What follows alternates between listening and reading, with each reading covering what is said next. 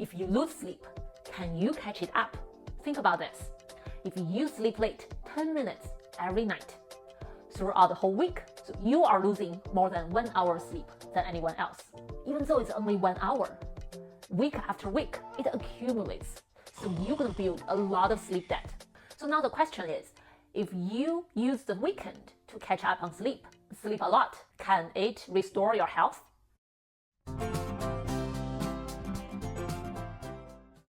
The simple answer is no. Let's look at a paper published in 2019. So this research team asked the participants to restrict their weekday sleep to 5 hours per night, which is much lower than what they normally get. Then during the weekend, for the 2 days, asked them to catch up on their sleep. For the next Monday, Tuesday, asked them to restrict their sleep again.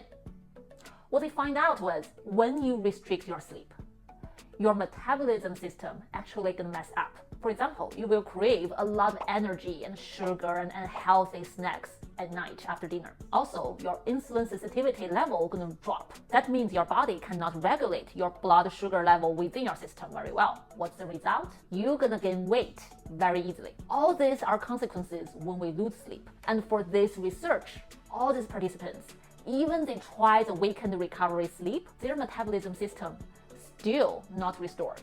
That means just try to catch up on your sleep during the weekend cannot really help you to be healthy. So you may ask, maybe 2 days are not enough? You just need, sleep more, take longer for your body to recover.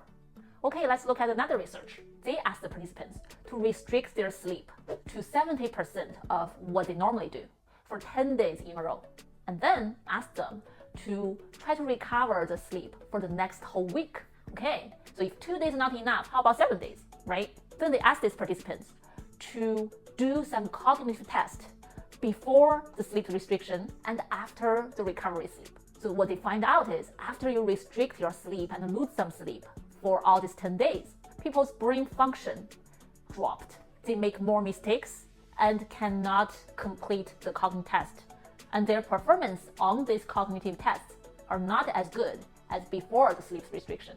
Even after a whole week of recovery sleep, their brain function still much lower than the baseline. There's still a lot more research out there with similar results.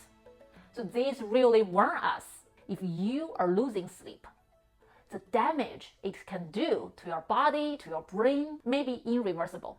So don't count on some recovery sleep to totally save you. The best way is to not lose sleep from the beginning. Of course, life gets us, right? Sometimes we get busy, we have deadlines, we just have to work hard. So I would say if you lose some sleep, then try to catch it up may be better than not catch up at all.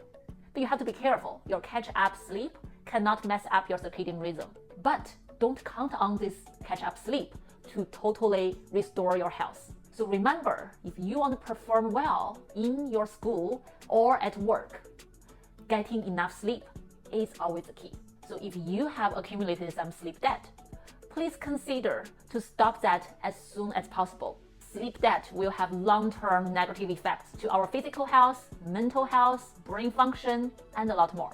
I see a lot of couples arguing with each other. I see a lot of parents shout out to their children because they are losing sleep and they cannot control their emotions. So remember, getting enough sleep is a great self-care. Hopefully you liked today's content. Leave me a message down below. Let me know how you think about catching up sleep.